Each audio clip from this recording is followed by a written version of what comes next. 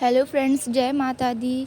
और आज मैं निकल पड़ी हूँ दियों के साथ। ये मैंने अपने हाथों से बनाए हुए हैं आटे के। और जैसे कि मैं हर शाम को माता रानी के दरबार में आरती करने के लिए जाती हूँ, तो आज माता रानी का 9वां दिन है। तो मैंने इन दियों के साथ उनकी आज आरती करने का मेरा मन था, तो मैंने ये दिए बनाए और मैं ये माता रानी के दरबार में पहुँच चुकी हूँ। तो मैं आरती होने के पहले ही वहाँ पहुँच चुकी थी, क्योंकि जब आरती प्रारंभ होती है तो बहुत ज़्यादा भीड़ होने लगती है, जिस वजह से मैं अपनी आरती पूरी नहीं कर पाती हूँ। मेरी मन से नहीं हो पाता है वो, तो मुझे अधूरा-अधूरा लगता है। इसलिए मैं समय से पहले ही आरती करने के लिए पहुँच जाती हूँ, ताकि जब आरती हो ना तो मैं केवल उसमें शामिल हो सकूँ और उसके पहले मैं अपनी पूजा कर लूँ।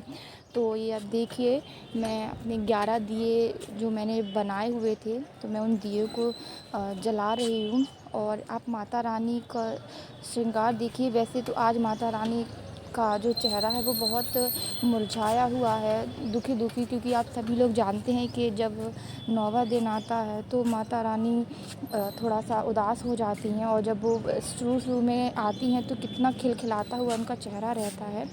तो कोई बात नहीं, ये सब आप लोग जानते ही हैं। तो मैं अपने दिए जला रही हूँ, और बच्चे तो बड़ा ही आनंद लेते हैं भई। 9 दिनों उनका तो मज़े ही मज़े होते हैं, खेलते-कूदते, खाना-पीना, बस उनका तो यही काम रहता है। और हम लोग भी छोटे में ऐसा ही किया करते थे, नवरात्रि का इंतज़ार करते थे ताकि हम लोग को भी ऐसे ही खेलने-कूदने मिले, डीजे बजे और हम लोग गाने सुने, बहुत अच्छा लगता था।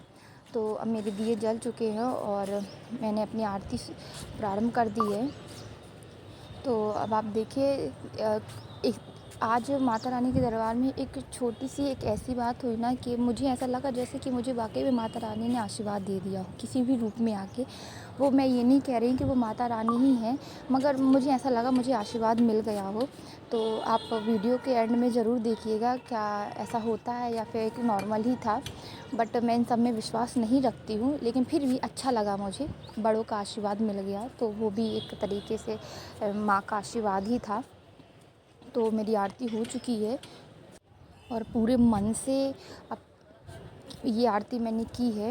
और पिछले वर्ष भी मैंने ऐसे ही अपने मन से पूरा, जब तक कि मेरा मन संतुष्ट नहीं हो जाता ना, तब तक मैं आरती करती हूँ। तो जिस बारे में मैंने आपको बताया था, आप ये देखिए, ये जो माता जी चली आ रही हैं, ये भी दर्शन करने ही आई होंगी शायद, मुझे नहीं मालूम था। मैंने तो वीडियो जब ओपन करके देखा घर पर, तब मैंने ये चीज़ें देखी। मुझे तो सडनली अचानक से अचंभा सा लग रहा था, ये हो क्या रहा है, क्योंकि मैंने इनको देखा नहीं था। फिर जब मैंने दिए जला लिए ना, तो अब देखिए कैसे मैं, मतलब मैंने तो इतना नोटिस नहीं किया था। बाद में जब मैंने अपनी माँ से पूछा तो मम्मी ने बोला कि हाँ, वो आई थी तो वो भी तुम्हारे पैर छूने लगी थी, तो मुझे उसका मालूम नहीं था। अब ये देखिए, जब मैं झुकती हूँ तो उनको शायद ये लगता है कि मैं उनके पैर छू रही हूँ, मगर कोई बात नहीं, माता रानी ही हैं, वो भी बड़ी हैं, तो उनका ही आशीष समझ लो। तो जब मैंने उनके पैर छुए, तो ये देखिए वो कैसे माता रानी की तरफ से हट के मुझे आशीर्वाद देने लगी थी, मेरे भी पैर छू रही थी वो।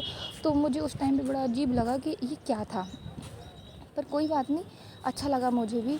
और जब मैं वहाँ से, जब मेरी आरती पूरी हो चुकी थी, और आप ये देखिए धीरे-धीरे महिलाएं इकट्ठी होने लगी हैं, आरती का समय भी हो गया, यानी कि मैंने अपनी आरती समय पर पूरी की। और ये अब मैं आरती के लिए खड़ी हो गई अपनी फ्रेंड्स के साथ, थोड़ा बहुत मैंने वीडियो शूट कर लिया। और अब चूँकि सब लोग इकट्ठे हो चुके हैं, आरती होने ही लगी थी, ये देखिए सब लोग खड़े हो गए, अब आरती हो रही है। मैंने आरती का ब्लॉग नहीं शूट किया है, क्योंकि अच्छा नहीं लगता है आरती में भी मोबाइल चलाते रहो, इसलिए।